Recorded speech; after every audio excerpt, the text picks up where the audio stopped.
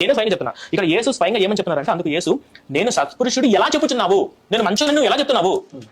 దేవుడు ఒక్కడే, ఎవడు సత్పురుషుడు కాడు.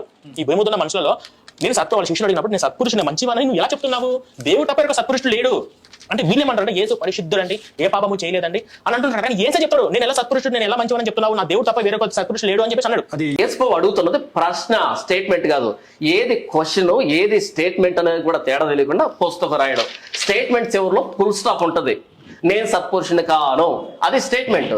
నేను సత్పురుషుని ఎలా చెప్పుచున్నావు అని ప్రశ్న వేస్తే అవతల వ్యక్తి సమాధానం చెప్పాలి, అంతేగాని స్టేట్మెంట్ కి క్వశ్చన్ కి తేడా తెలియకుండా యేసు పరిశుద్ధుడు కదా ఆయనే చెప్తున్నాడట. అది ప్రశ్న, స్టేట్మెంట్ కాదు. అలాగైతే యోహాను సువార్త 8వ అధ్యాయంలో 8:46 చేసుకొని చెప్తాడు, నాలో పాపం ఉన్నదని మీలో ఎవడు స్థాపించును, నేను పాపం చేయనేడలా నా మాట మీరు ఎందుకు నమ్మరు అని 2 ప్రశ్నలు స్పందించాడు యేసు ప్రభు. నాలో పాపం ఉన్నదని మీరు ఎవడు స్థాపిస్తాడు, ఎవడు అడుగుతాడు, ప్రశ్న అడిచాడు, సవాల్ చేస్తాడు, ఎవరైనా సమాధానం చెప్పాలని. ఆయన పాపం లేదు.